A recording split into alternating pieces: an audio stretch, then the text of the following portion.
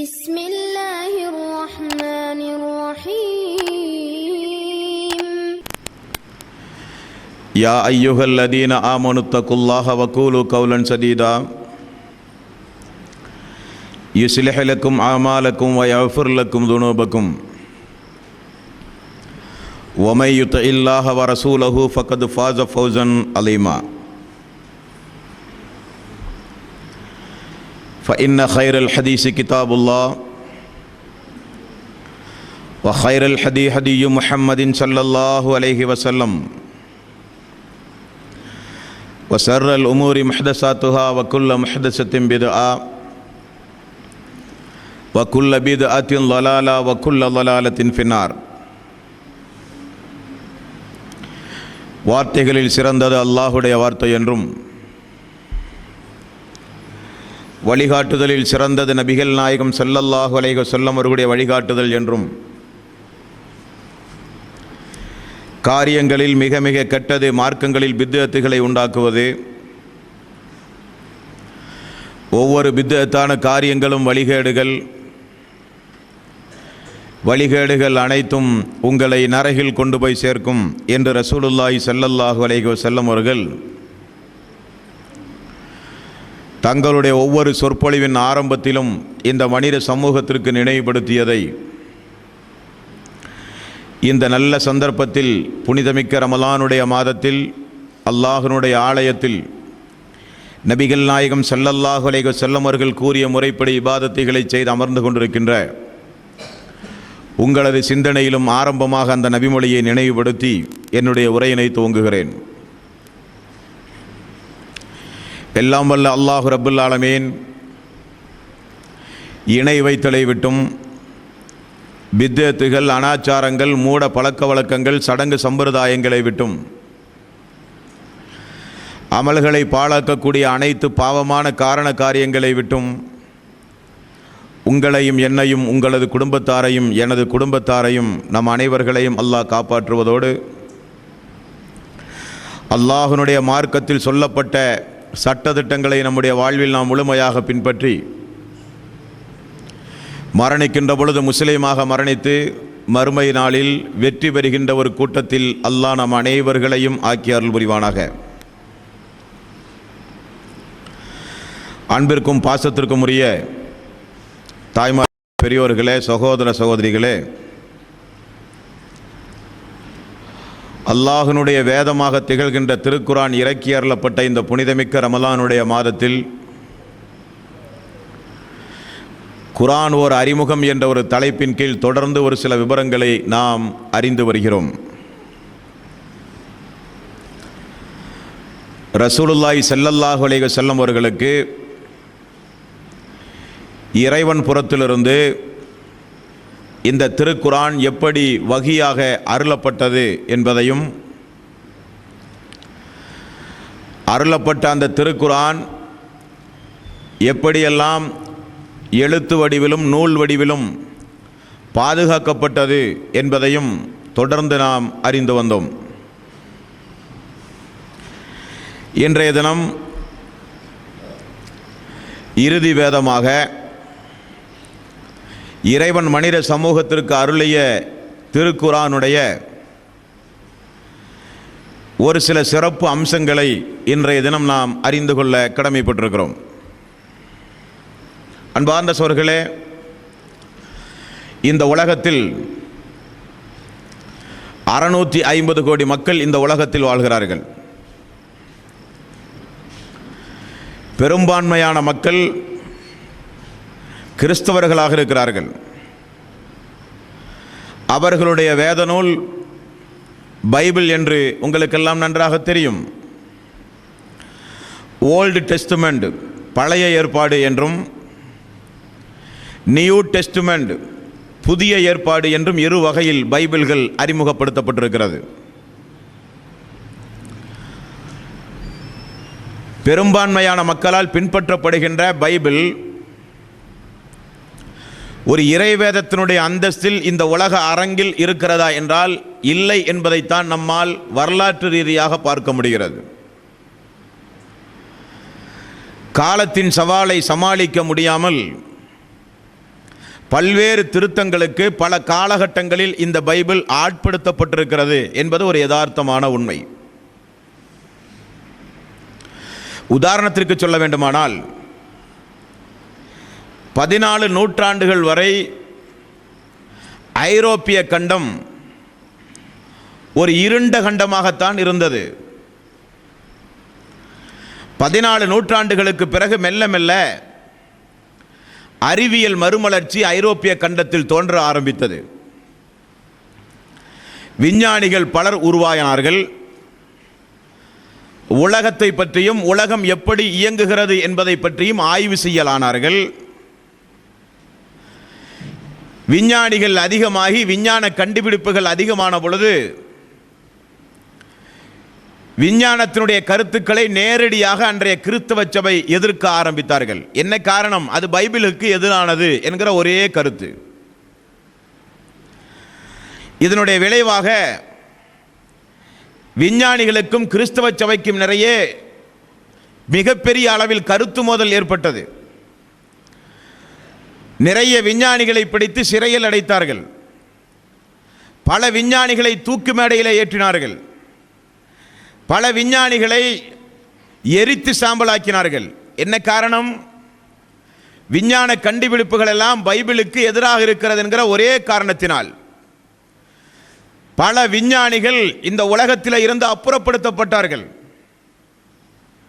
இப்படி ஒரு காலம் கடந்த 14 நூற்றாண்டுகளுக்கு முன்பும் அதனை தொடர்ந்தும் இருந்து வந்தது.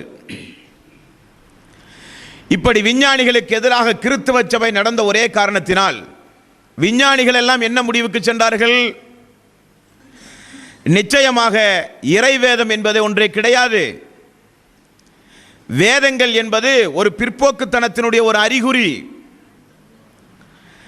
வேதங்கள் எல்லாம் காலத்தால் மனிதர்களால் உருவாக்கிய கட்டுக்கதைகள் என்று சொல்லி நிறைய விஞ்ஞானிகள் நாத்திகவாதிகளாக மாறினார்கள். கடவுள் கிடையாது, வேதம் கிடையாது, மதம் கிடையாது என்று சொல்லி நிறைய விஞ்ஞானிகள் நாத்திகவாதிகளாக மாறினார்கள். என்ன காரணம்? ஒரு இறைவேதம் எந்த தகுதியோடு இருக்க வேண்டுமோ அந்த தகுதியில் இல்லாதான் அதற்கு காரணம். அடுத்ததாக ரீடர் டைஜஸ்ட் என்று சொல்லக்கூடிய ஒரு ஆங்கில பத்திரிகை, இந்த ஆசிரியர் குழுவெல்லாம் சேர்ந்து மக்களுக்கு வாசகர்களின் பைபிள் என்று சொல்லி ஒரு பைபிளை தயாரித்தார்கள். இந்த பைபிள் சாதாரணமாக இருக்கக்கூடிய பைபிளை விட ஒரு 40% சுருக்கி வெளியிடப்பட்ட பைபிள். 40% சுருக்குவதற்கு அவர்கள் அடிப்படையாக எடுத்துக்கொண்ட காரண காரியங்கள் என்னவென்றால், பைபிளில் எங்கெல்லாம் திரும்ப திரும்ப வசனங்கள் இடம்பெறுகிறதோ அவைகளை எல்லாம் எடுத்தார்கள். பொருந்தாத பகுதிகள் என்று சொல்லி ஒரு சில பகுதிகளை நீக்கினார்கள். இலக்கிய நயம் கொண்ட வார்த்தைகள் என்று சொல்லி ஒரு சில வார்த்தைகளை அகற்றினார்கள். இப்படி பல மாறுதல்களுக்கு உட்படுத்தி ஆங்கில பத்திரிகையினுடைய இந்த ஆசிரியர் குழு 40% குறைத்து வாசகர்கள் பைபிள் என்ற ஒரு பைபிளை வெளியிட்டார்கள். இது போக ஆங்கிலத்தில் நிறைய பைபிள் அன்றைய சமூகத்தில் இருந்தது. அந்த பைபிள்கள் எல்லாம் எந்த அடிப்படையில் ஆங்கிலத்தில் இருந்தது என்றால், அதிகாரப்பூர்வமான விருத்தாந்தம் என்கிற பெயரில் இருந்தது. புதுப்பிக்கப்பட்ட தரமுள்ள விருத்தாந்தம் என்கிற பெயரில் இருந்தது. நற்செய்தி பைபிள் என்கிற பெயரில் இருந்தது. இலக்கியமாக படிக்கப்பட்ட, இலக்கியமாக படிப்பதற்கென்றே தயாரிக்கப்பட்ட பைபிள் என்றெல்லாம் ஆரம்ப காலகட்டத்தில் பைபிள்கள் இருந்தது. இதில் என்ன ஒரு வேடிக்கை என்றால், மக்கள் படிப்பதற்கு இலகுவாக திரும்ப திரும்ப இடம்பெற்ற வாசகங்களை எல்லாம் அகற்றி பொருந்தாத பகுதிகளை எல்லாம் கண்டுபிடித்து புரியாத இலக்கிய நயம் வாய்ந்த வார்த்தைகளை எல்லாம் அகற்றி வாசகர்கள் பைபிள் என்று இலகுவாக பைபிளை தயாரித்தார்கள் 1611. அதற்கு பிறகு ஏற்பட்ட விஞ்ஞான வளர்ச்சியை சமாளிக்க முடியாத பைபிள் எத்தனை வகையான மாற்றங்களுக்கு மாறுதல்களுக்கு ஆட்படுத்தப்பட்டது என்றால், 1611 இதுதான் அதிகாரப்பூர்வமான பைபிள் என்று ஒன்றை வெளியிட்டார்கள். பிறகு 1881 1885 1901 நிறைய திருத்தங்களை செய்தார்கள். இன்று வரை திருத்தங்கள் செய்து கொண்டே இருக்கிறார்கள். என்ன காரணம்? காலத்தினுடைய மனிதர்களுடைய தேவைகளை, விஞ்ஞான உண்மைகளை, எதிர்வருகிற காலத்தினுடைய கால சூழ்நிலையை சமாளிக்க முடியாமல் திணறுகிற காரணத்தினால் பைபிள்கள், வேதங்கள் என்று மக்கள் நம்புகின்ற பைபிள்கள் ஒவ்வொரு காலகட்டத்திலும் பல திருத்தங்களுக்கு ஆட்படுத்தப்பட்டது என்பது வரலாற்று ரீதியான உண்மை. ஏற்படுகிற அச்சுப்பிழைகளை தவிர எந்த ஒரு மாற்றமும் எந்த ஒரு மாறுதலும் 1426 வருடத்தை தாண்டி நாம் எல்லாம் இருக்கிறோம். திருக்குரானை மாற்ற வேண்டிய அவசியம் கிடையாது. திருக்குரானை ஒரு மாறுதல் செய்ய வேண்டிய அவசியம் கிடையாது. காரணம் என்ன? இது மனிதர்களால் உருவாக்கப்பட்டதல்ல. முஹம்மது நபி இருந்து ஆலோசித்து எழுதியதல்ல. முஹம்மது நபி கற்பனையால் உதித்ததும் அல்ல. எந்த இறைவன் மனிதர்களை படைத்தானோ அந்த இறைவன் மனித சமூகத்திற்கு நேரடியாக வழங்கிய வேதம் தான் திருக்குரான் என்பத பேர் உண்மையை இஸ்லாம் அல்லாதவர்கள் எல்லாம் விளங்க ஆரம்பித்தார்கள். முஸ்லிம்கள் இன்னும் திருக்குரானை விளங்குவதில் ஆரம்ப பாடசாலையில் இருக்கிறார்கள். இது திருக்குரானுடைய முதலாவது சிறப்பு. இப்படிப்பட்ட இந்த சிறப்பான திருக்குரான் அல்லாஹ்வுடைய தூதர் நபிகள் நாயகம் ஸல்லல்லாஹு அலைஹி வஸல்லம் அவர்கள் எந்த அளவுக்கு சிலாகித்து சிறப்பித்து கூறினார்கள். உதாரணத்திற்கு ரசூலுல்லாஹி ஸல்லல்லாஹு அலைஹி வஸல்லம் அவர்கள் இறைவனுடைய தூதர், அல்லாஹ்வுடைய தூதராக திகழ்கின்ற நபிகள் நாயகம் ஸல்லல்லாஹு அலைஹி வஸல்லம் அவர்களுடைய ஹதீஸுகளை நீங்கள் படிக்கிறீர்கள். உதாரணத்திற்கு மன் அமில அமலல் லைஸ அலைஹி அம்ருனா ஃபஹுவ ரத்துன், நான் சொல்லாத ஒன்றை யார் செய்தாலும் அது அல்லாஹுவால் ரத்து செய்யப்படும் என்கிற ஒரு ஹதீஸ். ஹதீஸுகளை பொறுத்தவரையில் படித்தால் நன்மை உண்டுமா? படித்தால் நன்மை கிடையாது. அதை பின்பற்றி நடக்கும் பொழுதுதான் நன்மை. அது ஹதீஸாக இருக்கலாம், ரசூலுல்லாஹி ஸல்லல்லாஹு அலைஹி வஸல்லம் வார்த்தையாக கூட இருக்கலாம். அப்படிப்பட்ட ஹதீஸுகளை படிக்கும் பொழுது நன்மை கிடையாது, பின்பற்றும் பொழுது நன்மை. ஆனால் திருக்குரானை பொறுத்தவரையில் திருக்குரானை நீங்கள் படிக்கும் பொழுதே உங்களுக்கு நன்மை ஆரம்பமாகி விடுகிறது. நபிகள் நாயகம் ஸல்லல்லாஹு அலைஹி வஸல்லம் அவர்கள் சொன்னார்கள், அலிஃப் லாம் மீம் என்பது ஒரு எழுத்தல்ல, 3 எழுத்து. ஒரு எழுத்திற்கு 10 நன்மை. அலிஃப் என்பது 10 நன்மை, மீம் என்றால் 10 நன்மை, லாம் என்றால் 10 நன்மை, அலிஃப் லாம் மீம் என்றால் 30 நன்மை உங்களுக்கு கிடைக்கும். ஓதினாலே நன்மை திருக்குரானுக்கு உண்டு. ரசூலுல்லாஹி ஸல்லல்லாஹு அலைஹி வஸல்லம் அவர்கள் சொன்னார்கள், திருக்குரானை ஓதுகிற மூமின், திருக்குரானை ஓதாத மூமின், திருக்குரானை ஓதுகிற முனாஃபிக், திருக்குரானை ஓதாத முனாஃபிக். உதாரணங்கள் சொல்கிறார்கள் ரசூலுல்லாஹி ஸல்லல்லாஹு அலைஹி வஸல்லம்.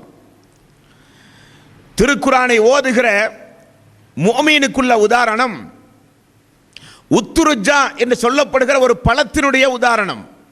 அந்த பழம் நறுமணம் மிக்கது, அதே நேரத்தில் சுவையானதும் கூட. அந்த பழத்திற்கு ஒப்பானதுதான் ஒரு மூமின் திருக்குரானை ஓதுவது.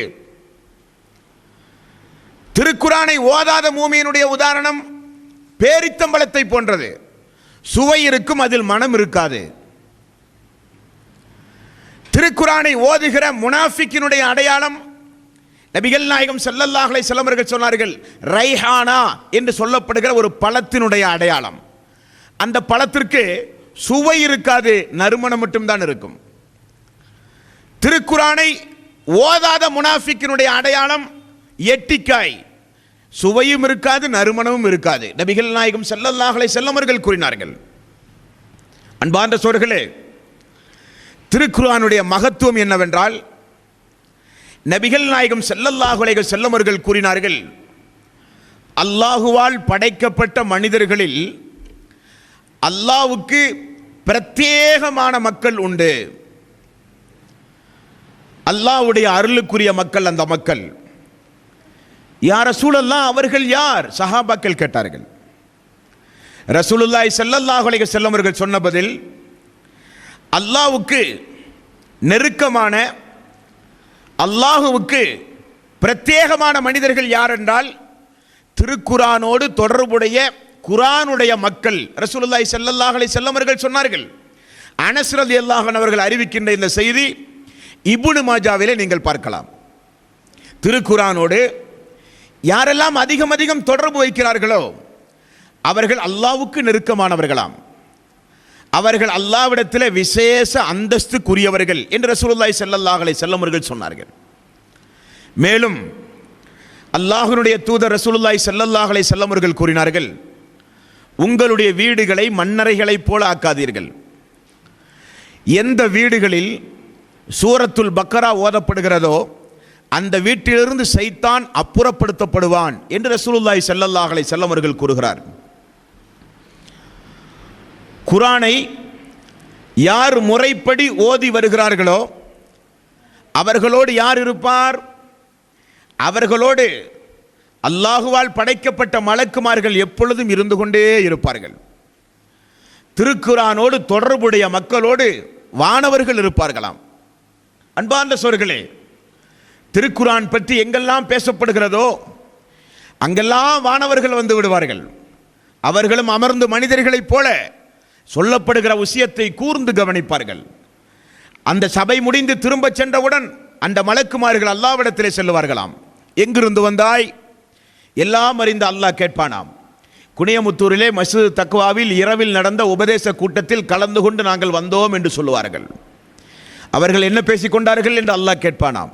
அல்லாஹுவே அவர்கள் நரகத்திலே இருந்து பாதுகாப்பு கேட்டார்கள், சொர்க்கத்தை வேண்டி விரும்பி கேட்டார்கள். அவர்கள் தான் நரகத்தை பார்த்ததே இல்லையே என்று அல்லாஹ் சொல்லுவானாம்.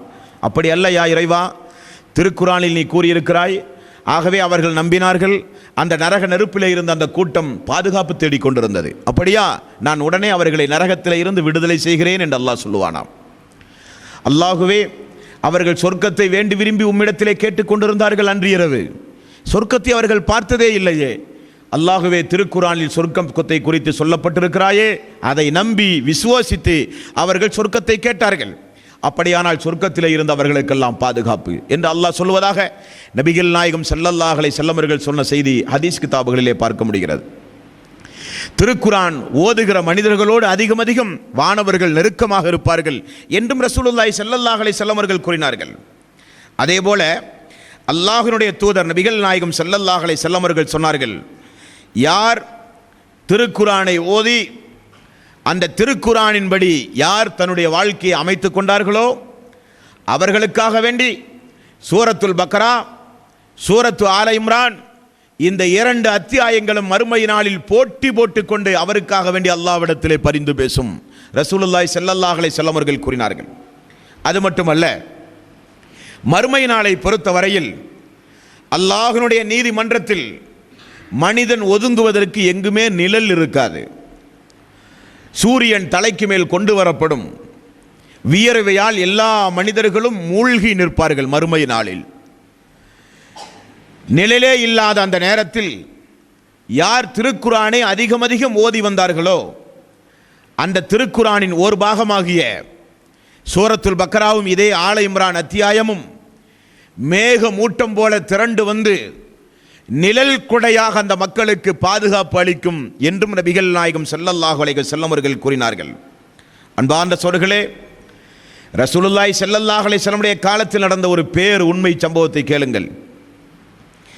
பாரா இப்னு ஆசிஃப் என்று சொல்லப்படுகிற ஒரு நபித்தோழர், இந்த நபித்தோழர் ஒரு நாள் குதிரையை கட்டி போட்டுக்கொண்டு சூரத்துல் கௌஃப் என்று சொல்லப்படுகிற அத்தியாயத்தை ஓதிக்கொண்டிருந்தார்கள்.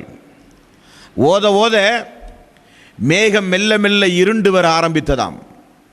குதிரை சப்தம் போட ஆரம்பித்ததாம். குதிரை எங்கே கருத்தை அறுத்து கொண்டு ஓடிவிடுமோ என்று பயந்து ஓதுவதை நிறுத்திவிட்டார் பாரா இப்னு ஆசிஃப் என்று சொல்லுகின்ற அந்த நபித்தோழர். நடந்த சம்பவத்தை ரசூலுல்லாஹி ஸல்லல்லாஹு அலைஹி வஸல்லம் மறுநாள் கூறுகிறார். அல்லாஹ்வுடைய தூதர் சொல்கிறார், தோழரே, நீங்கள் ஓதுகிற பொழுது மேகம் திரண்டு வந்ததை நீங்கள் பார்த்தீர்களே, அப்பொழுது அல்லாஹ்வின் புறத்திலிருந்து அருள் செய்கிற மலக்கு உங்களை நோக்கி வந்து கொண்டிருந்தார். ஆகவேதான் அந்த குதிரை சப்த ஆரம்பித்திருக்கிறது. அல்லாஹுவால் படைக்கப்பட்ட உயிர் ஜீவராசிகளுக்கு நிறைய காட்சிகள் கண்ணுக்கு தெரியும், மனிதர்களுக்கு தெரியாது. ஆகவேதான் அந்த குதிரை கனைத்தது. அல்லாஹ்வுடைய அருளுக்குரிய மலக்கு சூரத்துல் கஹ்ஃப் ஓதப்படுகிற அந்த வீட்டை நோக்கி, இடத்தை நோக்கி வந்து கொண்டிருந்தார்கள் என்று ரசூலுல்லாஹி ஸல்லல்லாஹு அலைஹி வஸல்லம் அவர்கள் கூறுகிற அளவுக்கு திருக்குரானுக்கு நிறைய சிறப்புகள் உண்டு அன்பார்ந்த சகோதரர்களே. இது இரண்டாவது சிறப்பு, திருக்குரானை ஓதுவதால் கிடைக்கப்படுகிற சிறப்பு. ஆகவே திருக்குரானை பொறுத்தவரையில் எந்த அளவுக்கு ஓதி முயற்சி எடுத்து எந்த அளவுக்கு மனனமிட முடியுமோ அந்த அளவுக்கு மனனமிட்டால் மறுமை நாளில் அல்லாஹ்வினுடைய நீதிமன்றத்தில் நமக்கு நிச்சயமாக அந்த திருக்குரான் சான்று பகரும், நிழல் கொடையாக நமக்கு பாதுகாப்பளிக்கும் என்றெல்லாம் ரசூலுல்லாஹி ஸல்லல்லாஹு அலைஹி வஸல்லம் அவர்கள் கூறினார்கள். திருக்குரானுடைய மூன்றாவது சிறப்பு என்ன தெரியுமா? மிகப்பெரிய ஒரு அற்புதம் திருக்குரான். பொதுவாகவே ஒரு பொருளை, ஏதாவது ஒரு காரியத்தை இந்த உலகத்தில் நாம் நிரூபிக்க வேண்டுமானால் அதற்கு ஏதாவது ஒரு துணை சாதங்களை கொண்டுதான் நிரூபிக்க வேண்டும். ஆனால் திருக்குரானை பொறுத்தவரையில் அது இறைவேதம் என்பதற்கு என்ன சான்று? அது இறைவேதம் என்பதற்கு அதுதான் சான்று. உலகத்தில் யாரும் இந்த முறையை ஏற்றுக்கொள்ளவே மாட்டார்கள். ஒரு புத்தகம், ஒரு நூல், அது நல்ல நூல், உண்மையான நூல் என்று சான்று பகர வேண்டுமானால் படித்தவர்கள் அதற்கு முன்னுரை, முகவுரை, பதிவுரை எழுத வேண்டும்.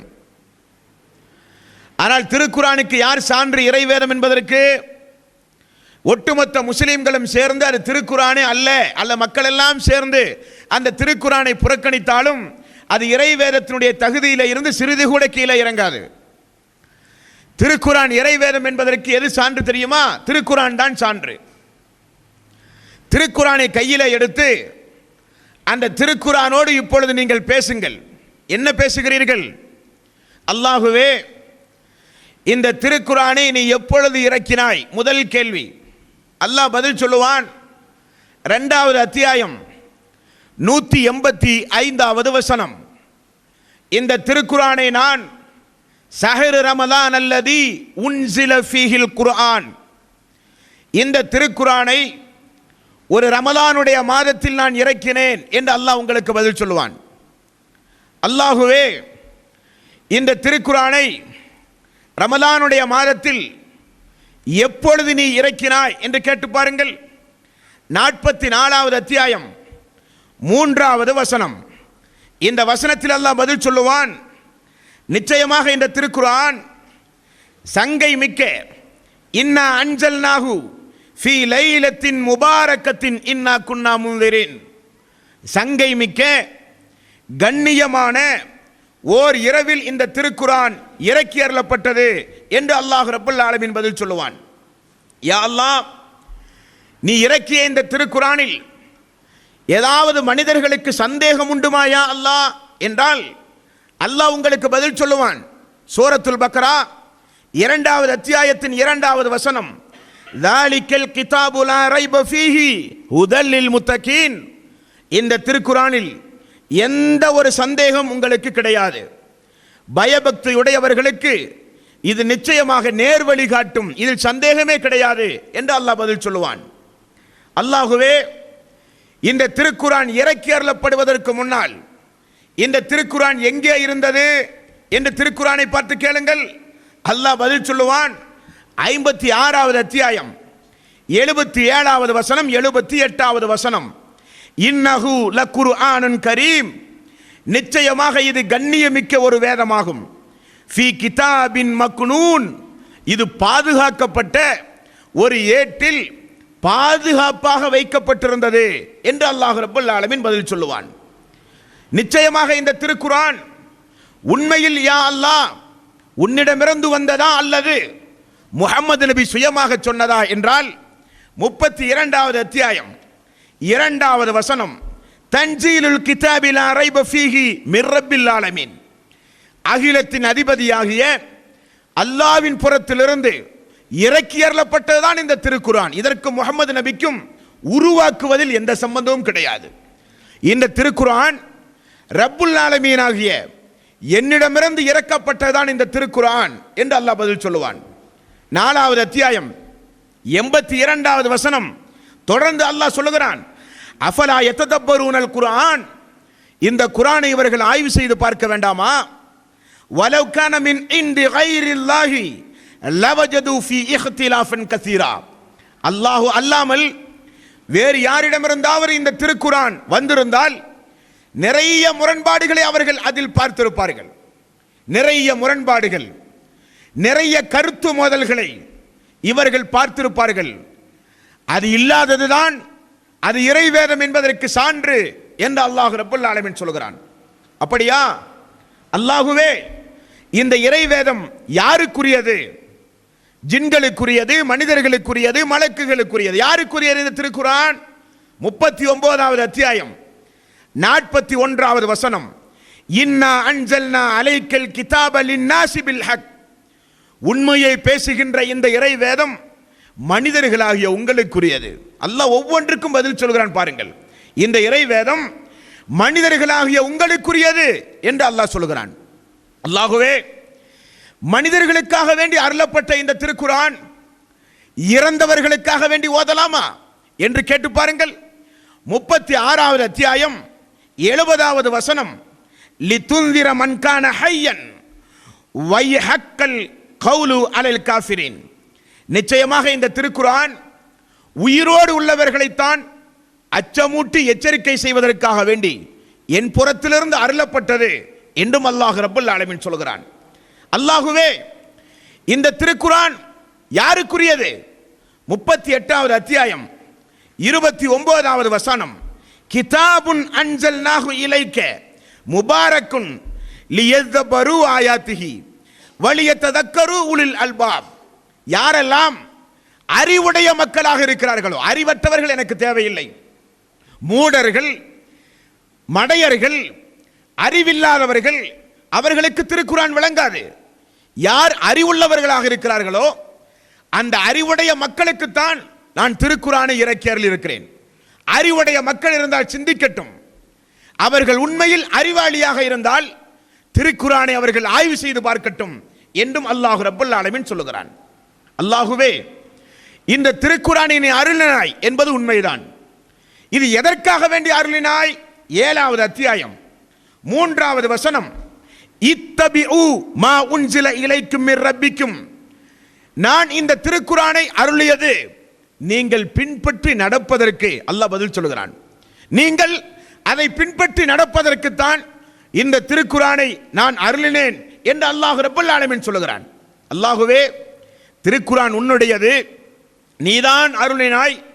அதை பின்பற்றுகின்ற மக்களுக்கு ஏதாவது சிறப்புகள் உண்டாயா? அல்லாஹ் உண்டு. 21வது அத்தியாயம் 10வது வசனம், லக்கத் அன்ஸல்னா இலைக்கும் கிதாபன் ஃபீஹி ஸிக்ருக்கும், திருக்குர்ஆனை யார் ஓதி மனனமிட்டு அதன்படி நடக்கின்றார்களோ அவர்களுக்கு நிச்சயமான ஒரு கண்ணியம் உண்டு. அல்லாஹ் சொல்கிறான், அவர்களுக்கு ஒரு கண்ணியமான வாழ்வை நான் வழங்குவேன் என்று அல்லாஹ் சொல்கிறான். எப்படிப்பட்ட கண்ணியம்? 10வது அத்தியாயம் 58வது வசனம், அல்லாஹ் ரப்பல் ஆலமீன் சொல்கிறான், மனிதர்களாகிய நீங்கள் நிறைய செல்வங்களை திரட்டுகின்றீர்கள். வீடாக, வாகனமாக, ஆபரணங்களாக பல்வேறு சொத்துக்களை மனிதன் திரட்டுகிறான். ஆனால் அல்லாஹ் ரப்பல் ஆலமீன் சொல்கிறான், திருக்குர்ஆன் அல்லாஹ்வுடையது, அது மனிதர்களுக்காக வேண்டி அருளப்பட்டது, மனிதர்கள் பின்பற்ற அருளப்பட்டது. மனிதன் பின்பற்றி நடந்தால் அவனுக்கு இந்த உலகத்தில் ஒரு கண்ணியம் கிடைக்கும். அது மட்டுமல்ல, குல் பி ஃபல்லில்லாஹி வ பி ரஹ்மத்திஹி வ பிதாலிக ஃபல்யஃப்ரஹு, இந்த கிதாபை, இந்த திருக்குர்ஆனை மனிதன் திரட்டுகின்ற செல்வங்களில் மிகச்சிறந்த செல்வம் இந்த திருக்குர்ஆன். அல்லாஹ் சொல்கிறான், இது அல்லாஹ் உங்களுக்கு வழங்குகிற ஒரு அருட்கொடை, அல்லாஹ் உங்களுக்கு வழங்குகிற மிகப்பெரிய ஒரு நிஅமத். மனிதன் திரட்டுகிற செல்வங்களில் மிகச்சிறந்த செல்வம் திருக்குர்ஆன் என்றும் அல்லாஹ் ரப்பல் ஆலமீன் சொல்கிறான். அன்பார்ந்த சகோதரர்களே, அடுத்தது அந்த திருக்குர்ஆனை பார்த்து இன்னும் ஒரு சில கேள்விகள். அல்லாஹுவே, இந்த உலகத்தில் 650 கோடி மக்கள் இருக்கிறார்கள். நிறைய மக்கள் திருக்குர்ஆனை விட்டும் தூரமாகி விட்டார்கள். யா அல்லாஹ், அந்த திருக்குர்ஆனை மனிதன் படித்தால் அந்த திருக்குரானோடு இஸ்லாம் அல்லாதவர்கள் தொடர்பு வைத்தால் அவனுக்கு கிடைக்கக்கூடிய நன்மை என்னையா அல்லாஹ் என்றால், அல்லாஹ் அதற்கு பதில் சொல்கிறான். 17வது அத்தியாயம் 9வது வசனம், இன்ன ஹாதல் குர்ஆன யஹ்தி லில்லதி ஹிய அக்வம். யார் இந்த திருக்குரானை படிக்கிறார்களோ அவர்களுக்கு நேரான வழியை நான் காண்பிப்பேன். அல்லாஹு அக்பர். இதெல்லாம் திருக்குரான் பேசுகிற வார்த்தை அன்பார்ந்த சொற்களே. திருக்குரானை யாரெல்லாம் படிக்கின்றார்களோ, திருக்குரானோடு யாரெல்லாம் தொடர்பு வைக்கிறார்களோ அவர்களுக்கு நிச்சயமாக ஒரு நல்வழியை அந்த திருக்குரான் காட்டும், நேர்வழியை காட்டும். மனிதன் இன்றைக்கு நேர்வழியை தேடி, சாந்தியை தேடி, அமைதியை தேடி, ஒரு அமைதியான ஒரு பீஸான ஒரு வாழ்வு வேண்டும் என்பதற்காக மனிதன் எங்கெல்லாமோ அலைகிறான். அல்லாஹ் சொல்கிறான், இன்ன ஹாதல் குர்ஆன யஹ்தி லில்லதி ஹிய அக்வம். நிச்சயமாக இந்த திருக்குரான் முற்றிலும் உங்களுக்கு நேரான நல்ல வழியை காண்பிக்கும், படித்து பாருங்கள் என்று அல்லாஹ் ரப்பல் ஆலமீன் சொல்கிறான். அல்லாஹுவே, இந்த மனித சமூகம் நிறைய பிரச்சனைகள், நிறைய தீர்வுகள் இன்றி மனித சமூகம் தவிக்கிறது. கருத்து வேறுபாடுகள் ஏற்பட்டு நிறைய பிரச்சனைகளுக்கு தீர்வில்லாமல் மனிதன் அலைகிறானே, அதற்கு தீர்வுண்டுமா இந்த திருக்குரானில் என்றால் 2வது அத்தியாயம் 213வது வசனம் அல்லாஹ் சொல்லுவான், وأنزل معهم الكتاب بالحق ليحكم بين الناس في اختلاف فيه என்று அல்லாஹ் ரப்பல் ஆலமீன் சொல்கிறான். وأنزل معهم الكتاب بالحق ليحكم بين الناس فيما اختلفوا فيه. நிச்சயமாக மனிதர்களுக்கு ஏற்படுகின்ற கருத்து வேறுபாடுகளை, பிரச்சனைகளை தீர்க்கின்ற வகையில் இந்த திருக்குரானை நான் இறக்கி அருளினேன் என்றும் அல்லாஹ் ரப்பல் ஆலமீன் சொல்கிறான். அல்லாஹுவே, நிறைய மக்கள் அறியாமையிலே இருக்கிறார்கள், நிறைய மக்கள் இருளிலே இருக்கிறார்கள். அவர்களுக்கு இந்த திருக்குரான் பயனளிக்குமா என்றால் 14வது அத்தியாயம் 1வது வசனம், அலிஃப் லாம் ரா கிதாபுன் அன்ஸல்நாஹு இலைக லிதுக்ரிஜன் நாஸ மினல் ظுலுமாத்தி இலன் நூர். நிச்சயமாக எந்தெந்த மனிதர்கள் எல்லாம் இருள்களில் இருக்கிறார்களோ அவர்கள் இந்த திருக்குரானை படித்தால் ஒளியின் பக்கம் வந்து விடுவார்கள். இருள்களிலே இருக்கிற மக்களை, அறியாமையில் இருக்கிற மக்களை இருள்களிலே இருந்து அகற்றி ஒளியின் பக்கம் கொண்டு வருகிற ஆற்றல் இந்த திருக்குரானுக்கு நிச்சயமாக உண்டு என்றும் அல்லாஹு ரப்பல் ஆலமீன் அவனுடைய அருள்மறையாம் திருமறை குரானிலே குறிப்பிடுகிறான். அடுத்த கேள்வி, அல்லாஹுவே, நிறைய வேதங்கள் இந்த மனித சமூகத்திலே உண்டு. அதன் வரிசையில் திருக்குரானும் ஒன்று. வேதங்கள் சொன்னால் கண்மூடித்தனமாக அந்த வேதத்தை பின்பற்ற வேண்டும் என்கிற ஒரு சித்தாந்தம் மனித சமூகத்திலே உண்டு. அப்படியா அல்லாஹ் இந்த இறைவேதமாகிய திருக்குரானை நீ சொன்னாய் என்பதற்காக வேண்டி கண்மூடித்தனமாக நாங்கள் நம்ப வேண்டுமா என்றால் அல்லாஹ் சொல்லுவான், அப்படி நம்ப வேண்டிய அவசியம் இல்லை. 25வது அத்தியாயம் 73வது வசனம், வல்லதீன இதா துக்கிரு பி ஆயாத்தி ரப்பிஹிம் லம் யஹ்ரு அலைஹா சும்மம் வ உம்யானா. அல்லாஹ்வுடைய திருக்குரான் வசனங்கள் சொல்ல கேட்டால் செவிடர்களாக, ஊமையர்களாக, குருட்டுத்தனமாக அதில் போய் நீங்கள் விழாதீர்கள். ஆய்வு செய்யுங்கள், படியுங்கள். நீங்கள் அறிவுடைய மக்கள் தான் எனக்கு தேவை, அறிவில்லாத மக்களிடத்தில் நான் பேச மாட்டேன். திருக்குரான் பேசாது. திருக்குரான் யாரிடத்தில் பேசும் என்றால் அதனுடைய ஒவ்வொரு வசனங்களையும் யார் சிந்திக்கின்ற அறிவை பெற்றிருக்கிறானோ அவனிடத்தில் தான் திருக்குரான் பேசுகிறது. ஆகவேதான் அல்லாஹ் சொல்கிறான், நான் ஒன்றை சொன்னால் செவிடர்களாக, ஊமையர்களாக, குருடர்களாக அதில் போய் யாரும் விழ வேண்டிய அவசியமே இல்லை என்று அல்லாஹ் சொல்கிறான். என்ன காரணம்? 54வது அத்தியாயத்தின் 17வது வசனம், வலக்கது யஸ்ஸர்னல் குர்ஆன லிஸ்ஸிக்ரி ஃபஹல் மின் முதக்கிர். நிச்சயமாக இந்த திருக்குரான் இலகுவாக, எளிதாக புரியக்கூடிய விதத்தில் தான் இந்த திருக்குரானையே நான் அருளி இருக்கிறேன் என்றும் அல்லாஹ் சொல்லி 47வது அத்தியாயத்தின் 24வது வசனத்தில் சொல்லுகிறான், அஃபலா யத்ததப்பருனல் குர்ஆன அம் அலா குலூபின் அக்ஃபாலுஹா.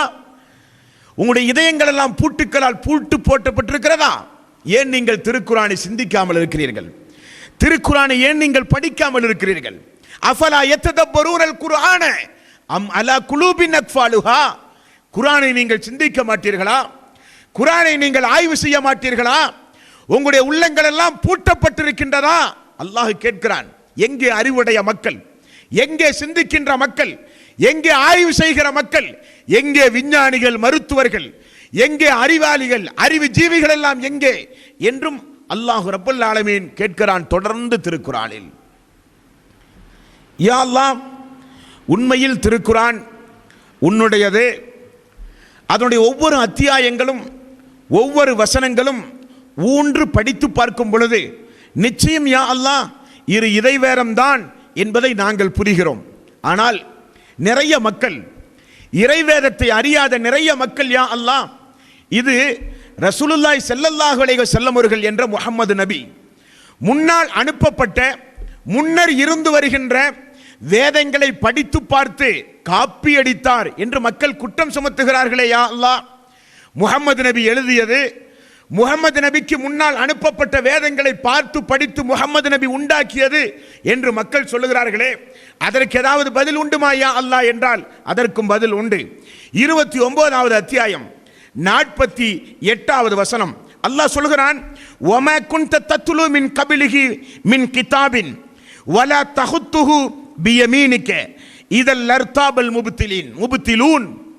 இந்த நபி இதற்கு முன்னால் எந்த வேதத்தையும் படித்தவர் அல்ல. ஏனென்றால் இந்த நபிக்கு எழுதவும் தெரியாது, படிக்கவும் தெரியாது. அல்லாஹ் அதற்கும் பதில் சொல்கிறான், என்னுடைய நபி ஏதாவது ஒரு வேதத்தை பார்த்து காப்பி அடித்தார் என்று நீங்கள் சொன்னால் என்னுடைய நபிக்கு தான் படிக்க தெரியாது. என்னுடைய நபி வேறு ஏதாவது வேதத்தை பார்த்து எழுதினார் என்றால் என்னுடைய நபிக்கு எழுதவும் தெரியாது என்று அல்லாஹ் ரப்பல் ஆலமீன் சொல்கிறான். அப்படியானால் அல்லாஹுவே, இந்த மக்களுக்கு நீ சொல்லுகிற பதில் என்ன? திருக்குரானை நம்பாத மக்களுக்கு, திருக்குரான் முந்தைய வேதங்களை காப்பி அடித்தது என்று சொல்லுகிற மக்களுக்கு, திருக்குரானை முஹம்மது நபி கற்பனையால் உருவாக்கி எழுதினார் என்று சொல்லுகிற மக்களுக்கு அல்லாஹுவே நீ சொல்லுகிற பதில் என்ன என்றால் திருக்குரான் சவால் விட ஆரம்பிக்கின்றது. திருக்குரான் சவால் விட ஆரம்பிக்கின்றது. 17வது அத்தியாயம் 88வது வசனம், குல் லஇனிஜ்தமஅத்தில் இன்சு வல் ஜின். மனிதர்களை பார்த்து திருக்குரான் பேசுகிறது, மக்களே நீங்கள் அனைவரும் ஒன்று திரட்டு வாருங்கள், தேவையானால் ஜின்களையும் நீங்கள் உங்களுக்கு அழைத்து வைத்துக் கொள்ளுங்கள் உதவிக்கு. ஜின்கள் மனிதனுக்கும் மனிதன் ஜின்னுக்கும் உதவி செய்யட்டும். அலா ஐயஉது பிமிஸ்லி ஹாதல் குர்ஆனி லா யஅதூன பிமிஸ்லிஹி வலவ் கான பஅலுஹும் லிபஅலின் லஹீரா. நிச்சயமாக இந்த திருக்குரான் முஹம்மது நபி உருவாக்கப்பட்டது என்றால், இறைவேதத்தை காப்பி செய்தது என்றால், முஹம்மது நபி எழுதியது என்றால் திருக்குரான் சவால் விடுகிறது. மனித கூட்டங்களும் ஜின் கூட்டங்களும் ஒன்று திரண்டு இதே போன்று ஒரு இறைவேதத்தை நீங்கள் உண்டாக்குங்கள் பார்ப்போம் என்று அல்லாஹ் சொல்கிறான். இவ்வளவு பெரிய வேதத்தை உங்களால் உண்டாக்க முடியாதா? வேண்டாம். 11வது அத்தியாயம் 13வது வசனம் அல்லாஹ் சொல்கிறான், அம் யக்கூலூன இஃப்தராஹு குல் ஃபஅது பிஅஸ்ரி சூரின் மிஸ்லிஹி. உங்களால் அவ்வளவு பெரிய திருக்குரானை உண்டாக்க முடியாவிட்டால் நீங்கள் ஒருவருக்கு உதவி செய்து ஒரு 10 அத்தியாயத்தை கொண்டு வாருங்கள் பார்க்கலாம். முழு குரான் வேண்டாம், ஒரு 10 அத்தியாயத்தை நீங்கள் கொண்டு வாருங்கள் என்றும் அல்லாஹ் சொல்கிறான். அதுவும் முடியாதா? 2வது அத்தியாயம் 23வது வசனம், வைன் குன்தும் ஃபீ ரைபிம் மிம்மா நஸல்னாஹு அலா அப்தினா ஃபஅது பிசூரத்தின் மின் மிஸ்லிஹி. 10 அத்தியாயம் உங்களால் கொண்டு வர முடியாவிட்டால் ஒரு அத்தியாயத்தை நீங்கள் கொண்டு வாருங்கள் பார்ப்போம். ஒரே ஒரு அத்தியாயத்தை நீங்கள் கொண்டு வாருங்கள் பார்ப்போம். குரானை போன்று ஒன்றை கொண்டு வாருங்கள், முடியாவிட்டால் 10 அத்தியாயத்தை நீங்கள் உருவாக்குங்கள், அதுவும் முடியாவிட்டால் ஒரு அத்தியாயத்தை உருவாக்குங்கள், அதுவும் முடியாவிட்டால் அல்லாஹ் இன்னும் இறங்குகிறான். 52வது அத்தியாயத்தின் 34வது வசனம், ஃபல்யது பிஹதீஸின் மிஸ்லிஹி இன் கானு சாதிகின். ஒரு வசனத்தை கொண்டு வாருங்கள் பார்ப்போம். எக்காலத்திற்கும் பேசக்கூடிய, நிகழ்காலத்தை சொல்லி, சென்ற காலத்தை சொல்லி, நிகழ்காலத்தை சொல்லி, வருங்காலத்தையும் சொல்லுகின்ற ஒரு வார்த்தையை உங்களால் உருவாக்க முடியுமா? நிச்சயமாக முடியாது. நபியே, அந்த மக்களிடத்தில் நீங்கள் சவால் விடுங்கள். குரானின் மூலம் சவால். என்ன சவால்? 28வது அத்தியாயத்தின் 49வது வசனம், நபியே, அந்த மக்களை பார்த்து நீங்கள் சொல்லுங்கள், திருக்குரானை போன்று அவர்கள் ஒரு அத்தியாயத்தை, ஒரு வசனத்தை கொண்டு வந்தால் நான் பின்பற்ற தயார் என்று நபியே நீங்கள் சொல்லுங்கள் என்று அல்லாஹ் சொல்கிறான். 28வது அத்தியாயத்தின் 49வது வசனம். குல் ஃபஅத்து பி கிதாபின் மின் இன்டில்லாஹி ஹுவ அஹதா மின்ஹுமா அத்தபிஉ இன் குன்தும் சாதிகின். திருக்குர்ஆனை போன்று வேறொன்றை நீங்கள் கொண்டு வந்தால் அதை பின்பற்ற நான் தயாராக இருக்கிறேன் என்று நபியே நீங்கள் சொல்லுங்கள் என்று திருக்குர்ஆன் இந்த மனித சமூகத்திற்கு பதிலளிக்கிறது. அன்பார்ந்த சோர்களே, அப்படியானால் திருக்குர்ஆனுக்கு சான்று என்பதற்கு இவ்வளவு வசனங்களை நாம் பார்த்தோம். உண்மையில் ஆய்வு செய்கிற மக்கள், சிந்திக்கின்ற மக்கள், அறிவுடைய மக்கள், உண்மையில் ஒரு இறைவேதம் நமக்கு தேவை, ஒரு வழிகாட்டுதல் தேவை, ஒரு மன அமைதியான வாழ்வு நமக்கு தேவை. இறந்த பிறகு மீண்டும் உயிர் கொடுத்து எழுப்பப்படுகின்ற அந்த பரலோக ராஜ்யத்தில் பூர்ண ஜென்ம பூமியில் நமக்கு நரகத்திலே இருந்து பாதுகாப்பும் சொர்க்கமும் நமக்கு தேவை என்று விரும்புகிற மக்கள் யாராவது இருந்தால் உடனடியாக திருக்குர்ஆனை பின்பற்றலாம். அது ஒரு திறந்த புத்தகம், அதில் எந்த நிர்பந்தமும் கிடையாது. அல்லது சத்தியம் இது என்று தெளிவாக தெரிந்தும் அது முஸ்லிம்களானாலும் சரி, முஸ்லிம்கள் அல்லாதவர்களானாலும் சரி, இறை வேதத்திற்கென்று கொடுக்கப்பட வேண்டிய கண்ணியத்தை யார் கொடுக்கவில்லையோ, இறை வேதம் எதற்காக வேண்டி அருளப்பட்டதோ அந்த இறை வேதத்தை அருளப்பட்ட நோக்கத்தை புரிந்து யாரெல்லாம் பின்பற்றவில்லையோ அவர்களுக்கு திருக்குர்ஆன் எச்சரிக்கையும் விடுத்து இறுதியாக திருக்குர்ஆன் பேசுகிறது. 20வது அத்தியாயம் 124வது வசனம். வமன் அஅரத அன் ذிக்ரி ஃபஇன்ன லஹு மஈஸத்தன் லன்கம் வனஸுருஹு யௌமல் கியாமத்தி அமா. யார் அல்லாஹ்வுடைய உபதேசத்தை, திருக்குர்ஆனை யாரெல்லாம் புறக்கணிக்கிறார்களோ அவர்களுக்கு இம்மையிலும் மறுமையிலும் ஒரு நெருக்கடியான வாழ்வை நான் கொடுப்பேன். மேலும் மறுமை நாளில் கண் தெரியாத குருடர்களாக அவர்கள் எழுப்பப்படுவார்கள். அந்த மனிதன் சொல்லுவான், கால ரப்பி லிம ஹஸர்தனி அமா வகத் குன்து பஸீரா. அல்லாஹுவே, நான் பார்வையுடையவனாக உலகத்தில் வாழ்ந்தேனே, என்னுடைய கண்ணெல்லாம் போய் நான் குருடனாக எழுப்பப்பட்டிருக்கிறேனே, என்ன காரணம் என்பானாம். அல்லாஹ் பதில் சொல்லுவானாம், கால கதாலிக அத்தத்கா ஆயாத்துனா ஃபனசீதஹா வகதாலிகல் யௌம துன்சா. உண்மைதான், நீ பார்த்து கொண்டிருந்தது உண்மைதான்.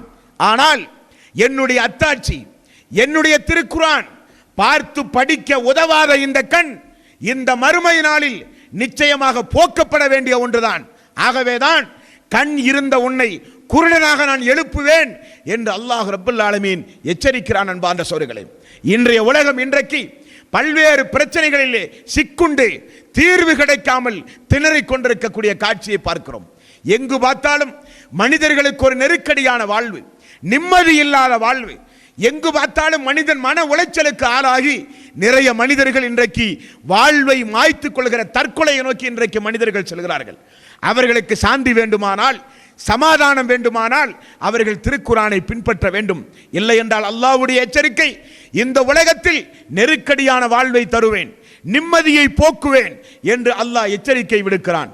ஆகவே முதல் கட்டமாக திருக்குர்ஆனுடைய முதல் சிறப்பாக நாம் இந்த பாடத்தின் மூலம் அறிந்து கொண்டது, உலக வேதங்களிலே இருந்து திருக்குர்ஆன் எந்த அளவுக்கு ஒரு தனிச்சிறப்பு வாய்ந்தது என்பதை முதற்கட்டமாக பார்த்தோம். இரண்டாவது, திருக்குர்ஆனை ஓதுவதன் மூலம் நமக்கு கிடைக்கக்கூடிய நன்மைகள் என்ன என்று அல்லாஹ்வுடைய தூதர் நபிகள் நாயகம் ஸல்லல்லாஹு அலைஹி வஸல்லம் அவர்கள் சொன்ன சிறப்புகளை பார்த்தோம். மூன்றாவதாக, திருக்குர்ஆன் அது இறைவேதம் தான் என்பதற்கு, அந்த திருக்குர்ஆன் தான் சான்று என்பதற்குரிய ஏராளமான தாராளமான வசனங்களை இந்த உரையின் மூலம் நீங்கள் அறிந்திருப்பீர்கள். உண்மையை உடனடியாக தாமதமில்லாமல் ஏற்றுக்கொண்டு முஸ்லிம்களாகிய நாம் திருக்குர்ஆனோடு தொடர்பு வைப்பதிலே இருந்து தூரமாக இருந்தால் மீண்டும் மீண்டும் நாம் நம்முடைய தவறுகளை திருந்தி திருக்குர்ஆனோடு அதிகம் அதிகம் தொடர்பு வைக்க வேண்டும். திருக்குர்ஆனை எந்த அளவுக்கு மனநமிட்டு பாதுகாத்து அதன்படி நடக்கின்றோமோ அந்த அளவுக்கு இம்மை மறுமை வாழ்வு நமக்கு சிறந்து விளங்கும். அப்படி சிறந்து விளங்கி நடக்கக்கூடிய நன்மக்களாக அல்லாஹ் நம் அனைவர்களையும் ஆக்கி அருள் புரிவானாக. வஆகிரு தவ்வானா